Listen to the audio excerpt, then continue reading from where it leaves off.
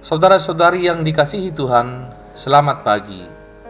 Sebelum kita mendengarkan firman Tuhan, marilah kita berdoa. Kasih karunia dan damai sejahtera dari Tuhan Allah kita, Anaknya Yesus Kristus, dan Roh Kudus. Amin. Firman Tuhan bagi kita hari ini tertulis dalam Injil Markus pasal 14 ayat 62.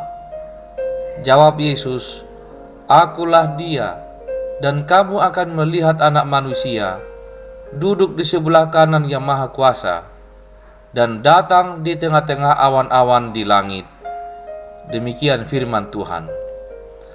Saudara-saudari yang dikasihi Tuhan, apa yang Yesus alami di mahkamah agama Yahudi adalah pengadilan palsu. Para pemimpin agama sudah sejak lama memiliki motivasi mempersalahkan Yesus. Maka upaya mereka bukan mencari kebenaran, tetapi mencari-cari kesalahan. Cara demi cara dipakai, mendatangkan saksi-saksi palsu untuk menjerat Yesus dalam kesalahan yang tidak pernah ia lakukan. Akhirnya mereka menjerat Yesus dengan pertanyaan mengenai kemesiasan Yesus. Pada ayat sebelumnya, imam besar bertanya kepada Yesus, "Apakah engkau Mesias, anak dari yang terpuji?" Lalu Yesus menjawab, "Akulah Dia, dan kamu akan melihat Anak Manusia duduk di sebelah kanan Yang Maha Kuasa dan datang di tengah-tengah awan-awan di langit." Itulah firman Tuhan bagi kita hari ini.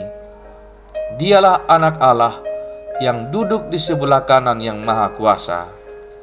Saudara-saudari, apakah mereka mengakuinya? Tentu tidak, karena si iblis telah menguasai hati dan pikiran mereka. Prasangka negatif, kemarahan, ujaran kebencian telah ditaburkan dan diorganisir sebegitu rapi, sehingga orang yang berkumpul menyaksikan peradilan itu juga ikut bungkam dan tidak berani membantah atau menyanggahnya. Mengapa bisa demikian? Ini yang disebut dalam psikologi sosial, di mana penilaian seseorang bisa berubah menyetujui pendapat kebanyakan orang lain. Misalnya, jika 10 orang menuduh seseorang itu kasar dan hanya 1 orang yang mengaku dia lembut, maka pendapat umum ini akan menjadi pembenaran. Mengapa itu bisa terjadi? Biasanya tidak cukup keberanian, mudah terpengaruh, dan tidak mau mengambil risiko. Namun syukur pada Allah, Alkitab mencatat dari seorang penjahat yang ikut disalibkan bersama Yesus, berani menyatakan pendapat yang berbeda, bahkan bersaksi di hadapan banyak orang. Dia berkata kepada penjahat yang mengolok-olok Yesus itu, "Tidakkah engkau takut kepada Allah, sedang engkau menerima hukuman yang sama? Kita memang selayaknya dihukum, sebab kita menerima balasan yang setimpal dengan perbuatan kita. Tetapi orang ini tidak berbuat sesuatu yang salah." Lalu ia berkata lagi kepada Yesus, dan didengar oleh semua orang yang membenci Yesus, "Ya Yesus, ingatlah akan aku apabila engkau datang sebagai Raja." Dari pernyataannya ini, Yesus langsung menyambutnya dengan menjawab, "Aku berkata kepadamu, sesungguhnya hari ini juga engkau akan ada bersama-sama dengan aku di dalam Firdaus." Lukas 23 ayat 43. Luar biasa bukan? Seorang penjahat yang bertobat berani berbeda dan mengakui kuasa Yesus di tengah-tengah kerumunan yang membenci Yesus, dan pengakuannya langsung mendapat berkat Tuhan. "Hari ini engkau bersama-sama dengan aku di dalam Firdaus." Sekarang bagaimana dengan kita? Tuhan Yesus berkata kepada kita, "Akulah Dia." Maka kita akan melihat kemuliaan Allah.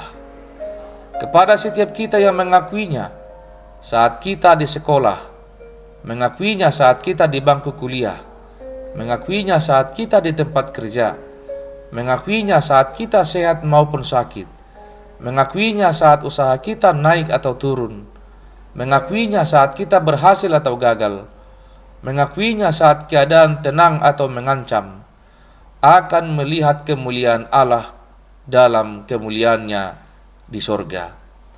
Sebagaimana firman Tuhan dalam Injil Matius 10 ayat 32, setiap orang yang mengakui aku di depan manusia, aku juga akan mengakuinya di depan Bapakku yang di sorga. Amin. Marilah kita berdoa. Ya Tuhan Allah kami di dalam sorga, terima kasih atas firman-Mu yang menuntun kami hari ini, agar kami juga mengaku bahwa Engkaulah Anak manusia, Allah dan Juru Selamat kami, yang duduk di sebelah kanan Yang Maha Kuasa, dan Dia yang akan datang menghakimi kami dan membawa kami menerima mahkota kehidupan.